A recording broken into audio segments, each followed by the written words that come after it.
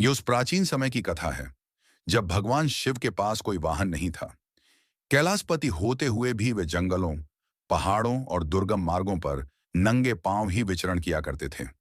भस्म लिपटे शरीर, जटाओं में उलझी हवा और हाथ में त्रिशूल लिए वे रमते जोगी की भांति निर्भय होकर यात्रा करते थे। उन्हें न तो कष्ट का भान था और न ही सुविधा की चिंता। एक दिन मां पार्वती ने यह दृश्य देखा। कांटों से भरे पथ पर चलते शिवजी के चरणों से रक्त रिसता हुआ प्रतीत हुआ। उनका हृदय करुणा से भर उठा। उन्होंने विनम्र स्वर में कहा कि संसार के स्वामी होकर भी इस प्रकार पैदल यात्रा करना उन्हें शोभा नहीं देता। किसी वाहन का होना आवश्यक है ताकि यात्रा सुगम हो और उन्हें कष्ट न उठाना पड़े। शिवजी मुस्कुराए।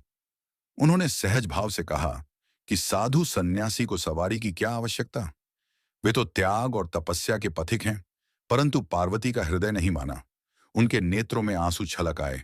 उन्होंने कहा कि वे जंगल में रह सकती हैं, कठिन जीवन अपना सकती हैं, परंतु अपने स्वामी को कष्ट में नहीं देख सकती। पार्वती की पीड़ा ने भोलेनाथ को भी सोच में डाल दिया।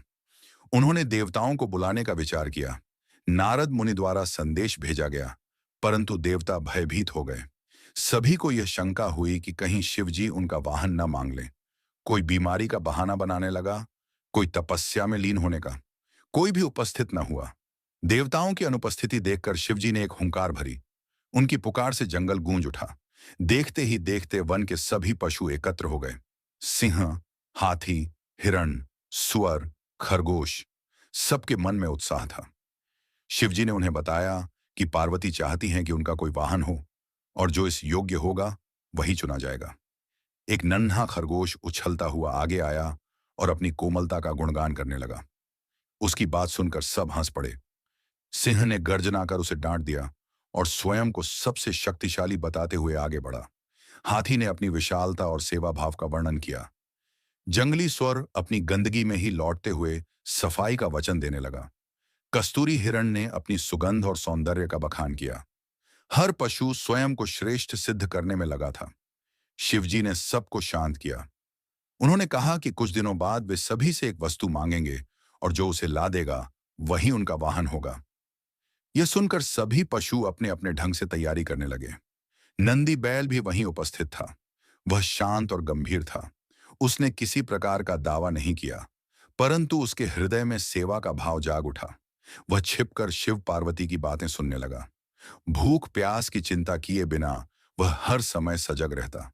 उसे यह झात हो गया कि वर्षा ऋतु में सूखी लकड़ियों का मिलना कठिन होगा। जब बरसात आई पूरा जंगल जलमग्न हो गया। हर ओर नमी और कीचड़ फैल गया। तब शिवजी ने सूखी लकड़ियों की मांग की। सभी पशु असमंजस में पड़ गए। कोई भी ऐसी लकड़ियां नहीं जुटा सका। तभी नंदी बैल आगे आया। वह पहले से ही तैयार था। उसने सूखी लकड़ियों के बड़े बड़े गट्ठर लाकर शिवजी के चरणों में रख दिए। भगवान शिव उसके समर्पण, धैर्य और सेवा भाव से अत्यंत प्रसन्न हुए। वे जानते थे कि नंदी ने उनकी बातें सुनी थीं, परंतु उन्होंने उसकी निष्ठा को महत्व दिया। शिवजी ने नंदी बैल को अपना वाहन स्वीकार किया। पार्वती का मुख प्रसन्नता से खिल उठा। जंगल गूंज उठा। हर ओर जय जयकार होने लगी। अन्य पशु भी यह समझ गए कि केवल शक्ति, सौंदर्य या दिखावा नहीं, बल्कि निस्वार्थ सेवा और बुद्धि ही सच्ची योग्यता होती है। इस प्रकार नंदी बैल शिवजी का वाहन बना और यह कथा सिखा गई कि विनम्रता और समर्पण ही महानता का मार्ग है।